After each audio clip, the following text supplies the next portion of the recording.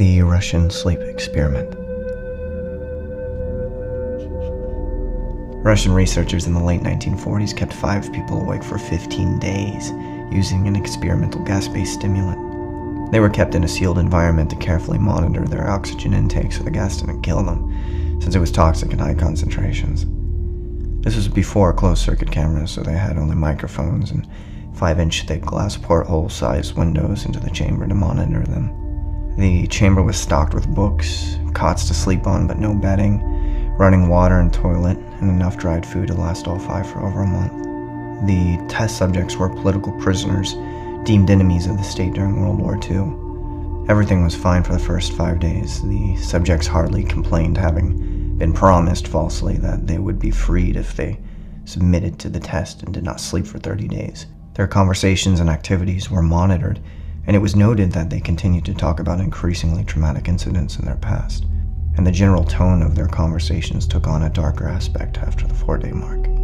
After 5 days, they started to complain about the circumstances and events that led them to where they were and started to demonstrate severe paranoia. They stopped talking to each other and began alternately whispering to the microphones in one-way mirrored portholes. Oddly, they seemed to think that they could win the trust of the experimenters by turning over their comrades, the other subjects, in captivity with them. At first, the researchers suspected this was an effect of the gas itself. After 9 days, the first of them started screaming. He ran the length of the chamber, repeatedly yelling at the top of his lungs for 3 hours straight.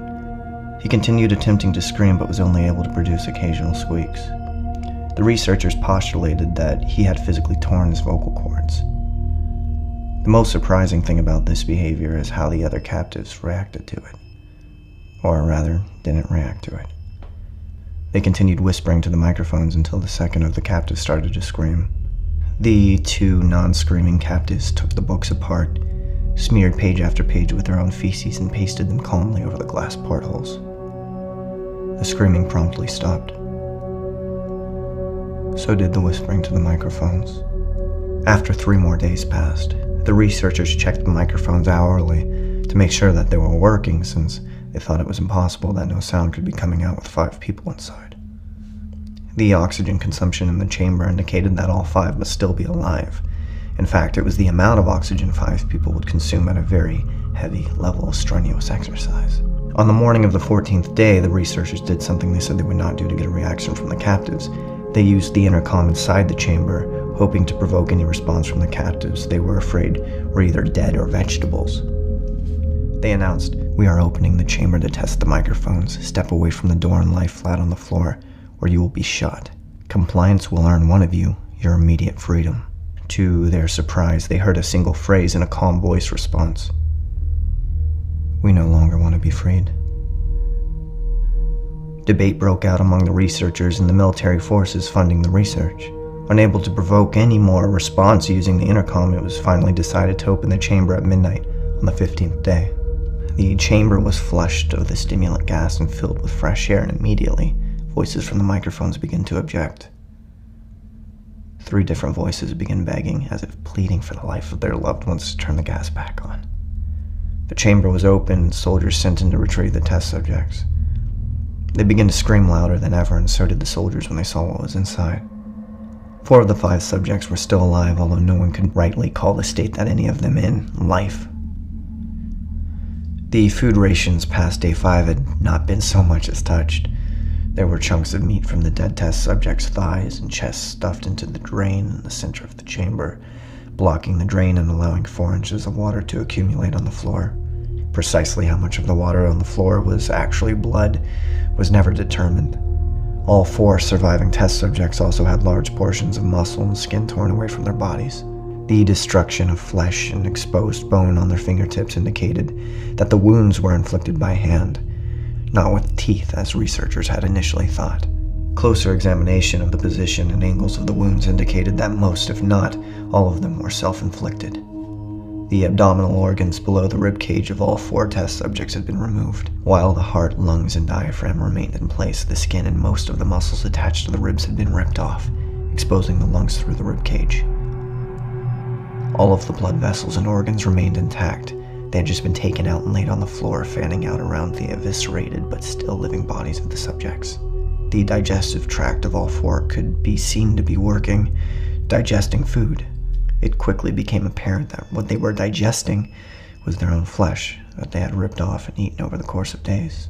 Most of the soldiers were Russian special operatives at the facility, but still many refused to return to the chamber to remove the test subjects. They continued to scream to be left in the chamber and alternately begged and demanded that the gas be turned back on, lest they fall asleep. To everyone's surprise, the test subjects put up a fierce fight in the process of being removed from the chamber. One of the Russian soldiers died from having his throat ripped out. Another was gravely injured by having his testicles ripped off and an artery in his leg severed by one of the subject's teeth. Another 5 of the soldiers lost their lives if you count the ones that committed suicide in the weeks following the event. In the struggle, one of the 4 living subjects had his spleen ruptured, and he bled out almost immediately. The medical researchers attempted to sedate him, but this proved impossible. He was injected with more than 10 times the human dose of a morphine derivative and still fought like a cornered animal, breaking the ribs and arm of one doctor. His heart was seen to beat for a full 2 minutes before he had bled out, to the point that there was no more air in his vascular system than blood.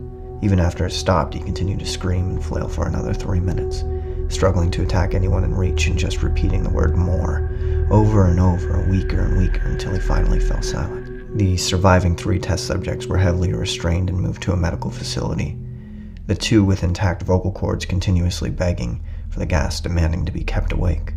The most injured of the 3 was taken to the only surgical operating room that the facility had.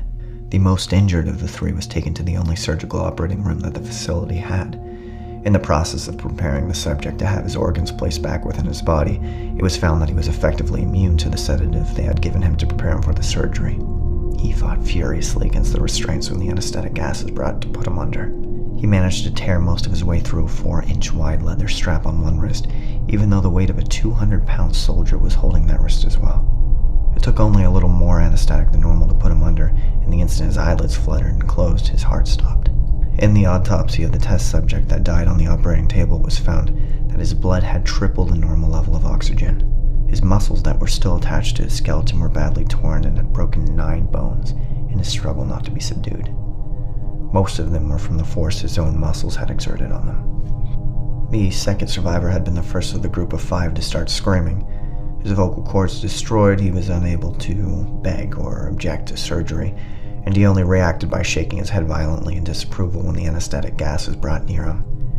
He shook his head yes when someone suggested reluctantly that they try the surgery without anesthetic, and did not react for the entire 6-hour procedure of replacing his abdominal organs and attempting to cover them with that remained of his skin. The surgeon presiding stated repeatedly that it should be medically possible for the patient to still be alive. One terrified nurse assisting the surgery stated that she had seen the patient's mouth curl into a smile several times whenever his eyes met hers. When the surgery ended, the subject looked at the surgeon and began to wheeze loudly, attempting to talk while struggling. Assuming this must be something of drastic importance, the surgeon had a pen and pad fetched so the patient could write his message. It was simple. Keep cutting. The other 2 test subjects were given the same surgery, both without anesthetic as well, although they had to be injected with a paralytic for the duration of the operation. The surgeon found it impossible to perform the operation while the patients laughed continuously. Once paralyzed, the subjects could only follow the attending researchers with their eyes. The paralytic cleared their system in an abnormally short period of time, and they were soon trying to escape their bonds. The moment they could speak, they were again asking for the stimulant gas. The researchers tried asking why they had injured themselves, why they had ripped out their own guts, and why they wanted to be given the gas again. Only one response was given. I must remain awake. All 3 subjects' restraints were reinforced and they were placed back into the chamber, awaiting determination as to what should be done with them. The researchers, facing the wrath of their military benefactors for having failed the stated goals of their project, considered euthanizing the surviving subjects. The commanding officer, an ex-KGB, instead saw potential and wanted to see what would happen if they were put back on the gas. The researchers strongly objected but were overruled. In preparation for being sealed in the chamber again, the subjects were connected to an EEG monitor and had their restraints padded for long-term confinement. To everyone's surprise, all 3 stopped struggling the moment it was let slip that they were going back on the gas. It was obvious that at this point all three were putting up a great struggle to stay awake. One of the subjects that could speak was humming loudly and continuously. The mute subject was straining his legs against the leather bonds with all his might. First left, then right, then left again for something to focus on. The remaining subject was holding his head off of his pillow and blinking rapidly. Having been the first to be wired for EEG, most of the researchers were monitoring his brainwaves in surprise. They were normal most of the time, but sometimes flatlined inexplicably. It looked as if he were repeatedly suffering brain death before returning to normal. As they focused on paper scrolling out of the brainwave monitor, only one nurse saw his eye slip shut at the same moment his head hit the pillow. His brainwaves immediately changed to that of deep sleep, then flatlined for the last time as his heart simultaneously stopped. The only remaining subject that could speak started to scream to be sealed in now. His brainwaves showed the same flat lines as the one who had just died from falling asleep. The commander gave the order to seal the chamber with both subjects inside as well as 3 researchers. One of the named 3 immediately drew his gun and shot the commander point blank between the eyes, then turned the gun on the mute subject and blew his brains out as well. He pointed his gun at the remaining subject, still restrained to a bed, as the remaining members of the medical and research team fled the room. "I won't be locked in here with these things, not with you," he screamed at the man strapped to the table. "What are you? What are you?" he demanded. "I must know." The subject smiled. "Have you forgotten so easily? We are you. We are you. We are the madness that lurks within you, begging to be free at every moment in your deepest animal mind. We are what you hide from in your beds every night. We are what you sedate into silence and paralysis when you go to the nocturnal haven where we cannot tread." The researcher paused, then aimed at the subject's heart and fired. The EEG flatlined as the subject weakly choked out. "So